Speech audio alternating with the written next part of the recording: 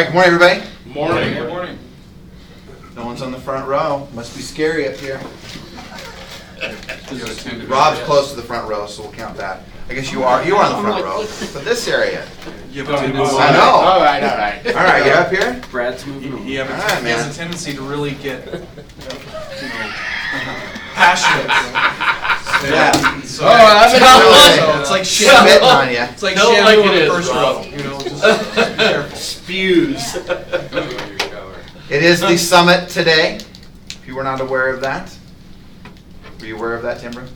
I was totally aware of that. All right. About 40. People seem to About get. 48 to 50. Yeah, I don't know how 48, anybody 50 could times. understand. All right. Well, Adam's on it. and you know what will happen is like 11, 11:30, I'll walk around the office and I'll say, "Hey, you going to summit?" They're like, "Oh yeah, I forgot that was today." The important people will be there. This is true. This is true.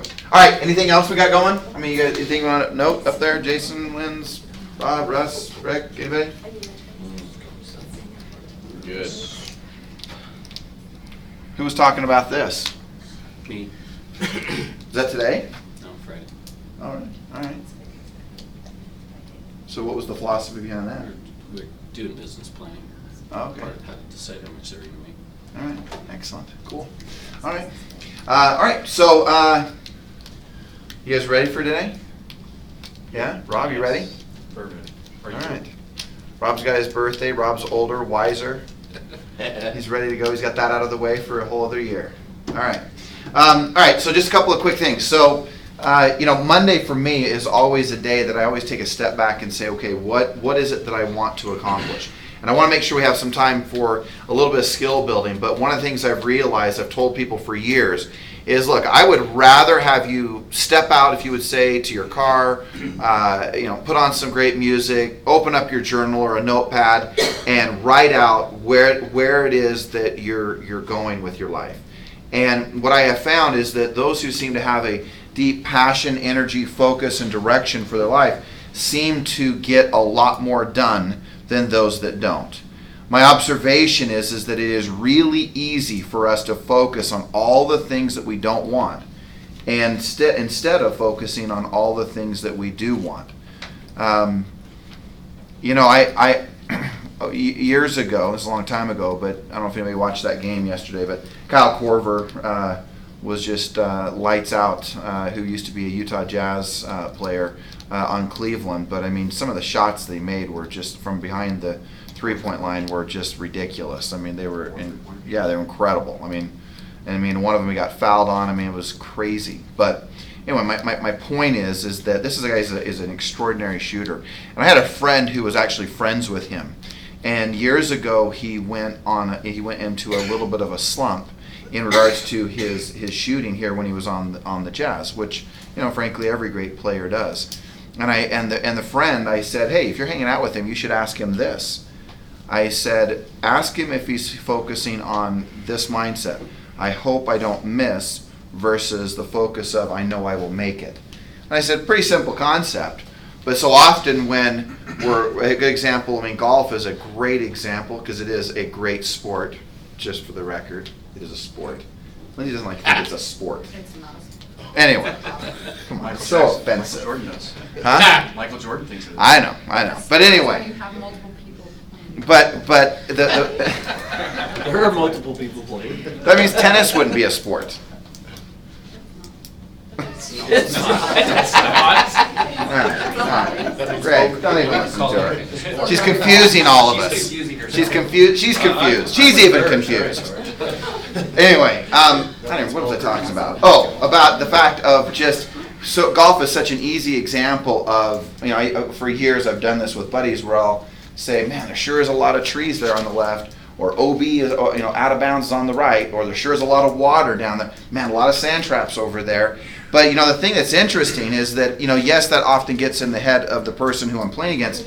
But what's interesting is that we do the same thing, right? I mean, if I'm all of a sudden no one is saying anything, I'll be on the top on a tee, and I'll be like, I don't want that ball to go over there on the right. And inevitably, what is fascinating to me is where do you think the ball usually goes? Over to the right, and everywhere I don't want it to go. So I just want to point out that your life is going to be dictated based on what you want your life to be. and where you want it to go. So for me, always, it'd be a rare day or a rare Monday that it wasn't this for me, which would be redefining, reclarifying, redoing where I'm going. Anybody Grant Cardone fans in here? All right, handful. What does he say he does for goal setting every day? What does he do every day? Writes them out. He writes them out every day, right? I mean, we do our journals every day, right? I mean, the question is, are you really writing down where you're going, where you're heading, where your life is taking you? And look, you can get real elaborate, you can get real detail oriented, or it could just be single words that say, look, that's where I'm going, that's where I'm heading, right? I mean, I hope that you're clear on your destination. And so often people get annoyed even that I talk so much about that, or that it seems repetitive. But the fact is that if you don't know where you're going, it's almost impossible to move with certainty and power and conviction and passion, because you don't know where you're going. So we just challenge you to make sure that you are clear. And if I was to do just the quick breakdown, I would say, okay, where am I going, right? Or what is it that I want, however it is, but where am I going? The second thing I would be saying, okay, what do I have to do to get it? All right, just for a minute, I'd be like, okay, what do I have to do today, this week, right? And then the third, which I always love to ask, is the asking of, is it worth it? Is it worth the sacrifice? Is it worth doing what I need to do to get what it is I want, or what, you can put up here want to, kind of same thing, but where I'm going, what I want, why you're doing it, whatever it is, what do you have to do, right? And is it worth it? And so for years, I've had this little 3x5 card that I've carried around. In fact, I have a big stack of them in my backpack there. And I just recently started doing this again. Because when all the chaos of life is going on, whether it be stuff in your personal life, whether it be things like your health, your relationships, whether it be your business and the chaos of a transaction, or the highs and lows, the good and the bad of a transaction, sometimes it's really easy to forget. So for years, I've taken these 3x5 cards and I would write down these 4 things on it. I would write down, okay, this week, how many appointments? So just real quick, ask yourself, how many appointments are you going to set this week, right? And I often would say for the week, but you could either do for the week, and sometimes I would do also for the day. But you should know the answer to that, right? Because every decision that you make is going to be based on the destination of where you're going, right? Just like the pilot in the plane adjusts the instruments, the flaps, the wings, the speed, the altitude, everything is adjusted because it knows where its destination is. So if you know clearly how many appointments you're going to set, then you will maneuver, if you're committed to it, you'll maneuver your entire week based on the things that you know you have to do. So it may seem simple, but you really do need to know how many appointments you're going to set, right? So the second thing I would always write down on this little 3x5 card is I would write down how many listings am I going to take. And I am fascinated about the number of agents that don't take a listing per week. I'm even more fascinated by the amount of agents that don't take a listing a month. I find that fascinating. Like, how can you not have that happen? If you took just all the hours that you have in a given month of just the 20 work days, right? 20 work days, if I just took you that you work 40 hours a week, right? And we've got 160 hours that you could work to try to get a listing in those 20 work days, working 40 hours a week. And you don't get a listing? The only reason you don't have a listing is because you didn't say, I'm going to take 1 or more listings this week. Because the focus, your destination, where you want, where you want to be, or what you want, isn't the focus point. So you have to make sure, again, on this 3x5 card, I write down first, how many appointments am I going to set? How many listings am I going to take? And then the third would be, okay, on the buyer side or the seller side. I was fine. I always put both. Then I was going to ask myself, how many was I going to put under contract? How many homes will you sell this week? And some of you will say, this is a problem. You will start filtering. You'll start filtering like, well, I don't know. I mean, I don't have a really well-priced listing, or, I don't really have any buyers right now. And, well, I don't know if that buyer's, since when can you, how many by experience and have picked up a client and within 7 days have put them under contract or done something successful with them? Almost everybody in here. So you can't tell me that, well, I don't have that buyer right now, or I don't have that seller right now. You could list a home by today, have it on the market by Tuesday or Wednesday, and in this market, you could have it sold by when? Friday. By Friday. For sure by the end of the weekend. So you can't, huh? On Tuesday or Wednesday that he put on the market. Well, that's my point. So my point is that what is the decision this week of how many listings are you actually going to take? So, Brad, do you have a question? I'm a little confused. You got listings and then you got sellers under contract. Now, I know what a listing is and I know what sellers go under listings. What do you mean by under contract? Is that two different separate steps? Yeah, well, just so you would list, here you would list the home, so one or more listings, and then you'd put either a buyer under, I'm asking you, are you going to put a buyer under contract, so sell them a house, or are you going to put the listing under contract or the seller under contract? So one of the two. You can divide it up, like, hey, maybe it's one buyer, maybe it's one seller, as an example, right? But I mean, I've got to make sure, okay, good, all right. Okay, so just the key here is just making sure that, again, you know your destination, you know where you're going. I mean, think about last week. Were you absolutely clear on how many appointments you were going to set? What about last week? Were you absolutely clear on how many buyers you would put under contract? Last week, were you absolutely clear as to saying, you know what, I am going to sell this listing that I have no matter what? Again, I just go back to the fact that you're going to get exactly, here's the key word here, right? You get to focus on whatever you want to focus on. So you better be clear on what you're going to focus on, because if you don't know, then it's just, it's up to the winds of the market. Whatever is going to happen is going to happen. Okay? Number 4, I often, back when I got really into this, I would do this. I would be very clear on how many sellers, all right, I was going to speak to this week. So, you might put something else in there this time in the market, but as a general statement, I wanted to make sure I was going to speak to every seller that I had listed on a weekly basis. I didn't want a week to go by that I didn't speak to them, right? And then the 5th is this. If you looked at those first 4, for me, they were about working, in the business. Number 5 for me was always the standpoint of I'm going to work on the business. So it was some type of strategy, right? Or maybe some type of a system I was going to put into the business, right? I'm curious for my managers and the brokers in the room. Do you have a recruiting campaign, CRM?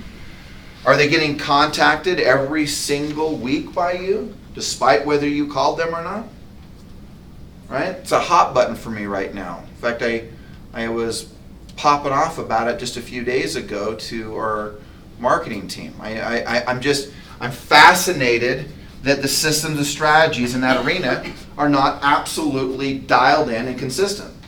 The question I would ask you, what about your own SOI?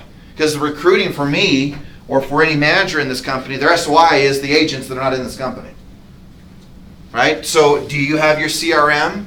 Do you have your Red X in play? Do you have maybe your dialing system, Mojo? Do you have your lead follow-up in play?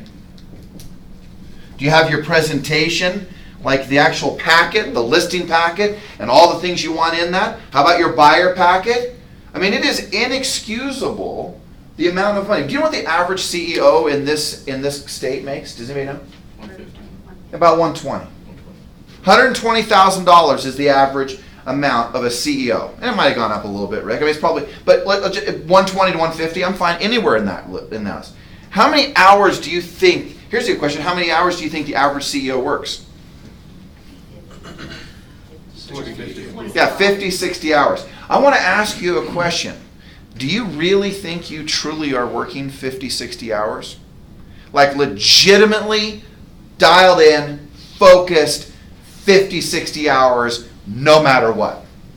And the problem is that we want these large incomes, and yet we won't even do the things that create long-lasting success.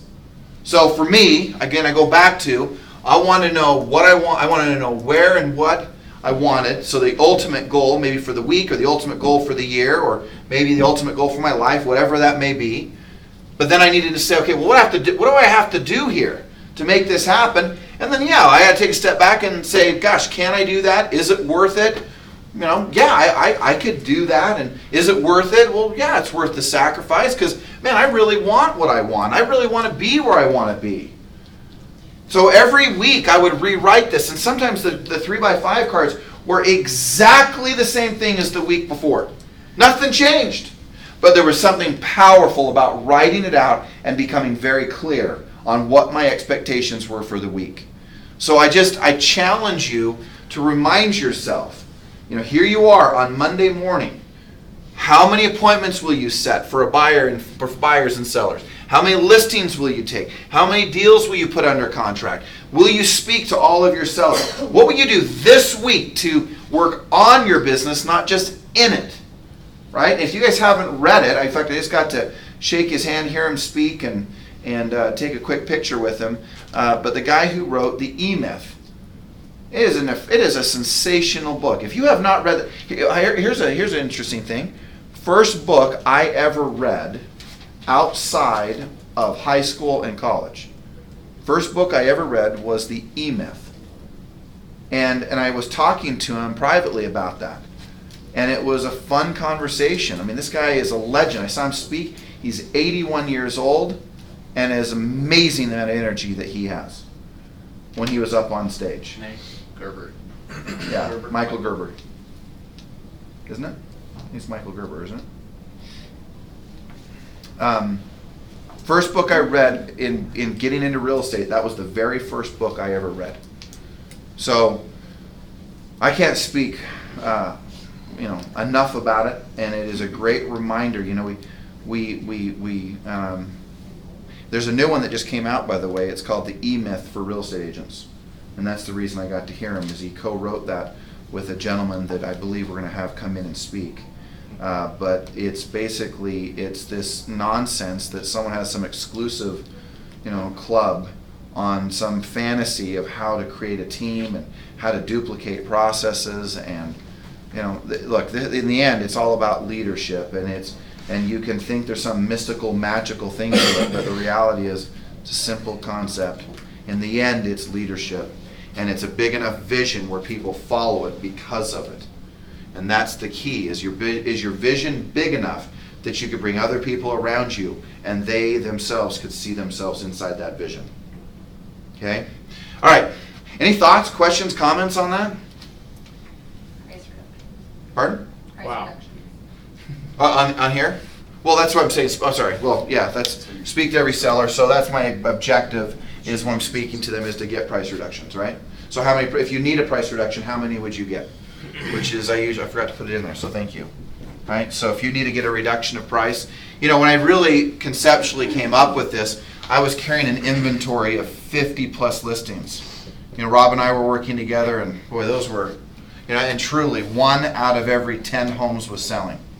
If I did the same work ethic and did the same things, can you imagine doing the same things we did then as if we did them in today's market? I'd sell 300 homes a year. I mean, it was crazy. We'd sell 1 out of every 10 homes. You'd have to have 50 listings to have 5 listings a month sell. I mean, it was crazy times. Some of you were there, right? But it was a very, very challenging time. Actually, I do have one last thing, and then we'll finish up. Usually, at the top of my little 3x5 card is what I wrote: desires, goals,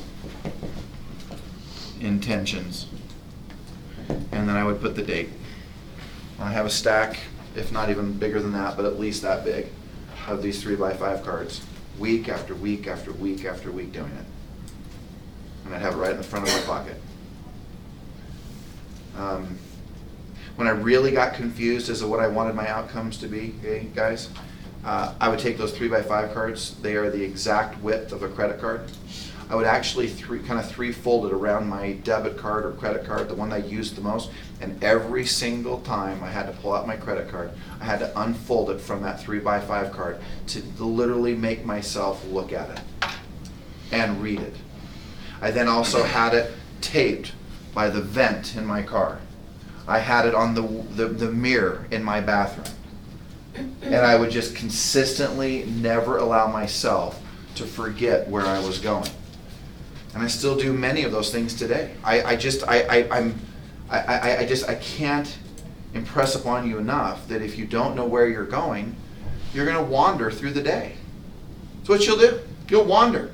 And here's the deal. You won't be lazy. I mean, as a general statement, you wouldn't be in this room if you were lazy. You'll just find other things to do. You'll wander. You'll be okay with, if I'm a manager, you'll be okay with hey, do you have a second?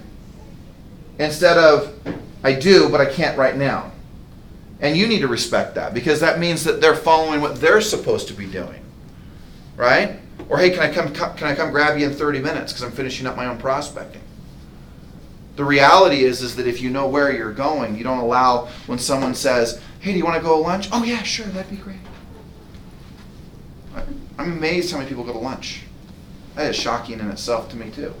Never went to lunch. That's because you don't eat. I do, too, eat. Hello, look, I eat. You're a drinker. So, You're a I'm a drinker. I juices. I do have some juice up there. Let's coffee. Right? Okay? I do like the juice. It simplifies the process. Hey, in the words of your president of the United States, what does he say about lunch? Do you remember what he used to say? Lunch is nothing. What did he say? Yeah, well, he said a little nicer than that, but I think that's what he was saying. He said lunch is nothing more than an interruption in the day. So, just a thought.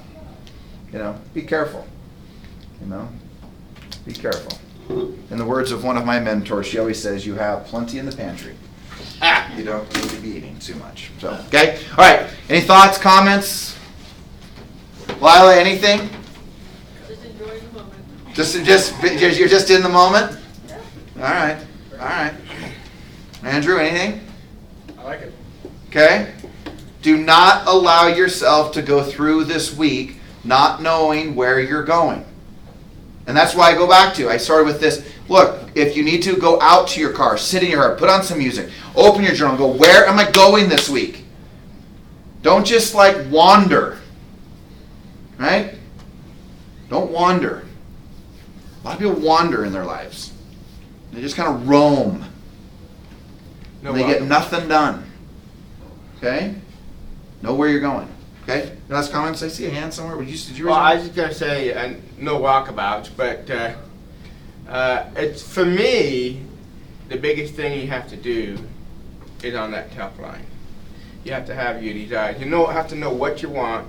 Yeah. And absolutely, you got to know your wants, right? So sometimes I also use. I just changed the top. For me, I changed it a lot just so the words that resonated, vibrated inside myself. I could feel like, okay, this is what I want. This is my desire. This is my intention. This is what I want to see happen, right? So the question I often ask many of you.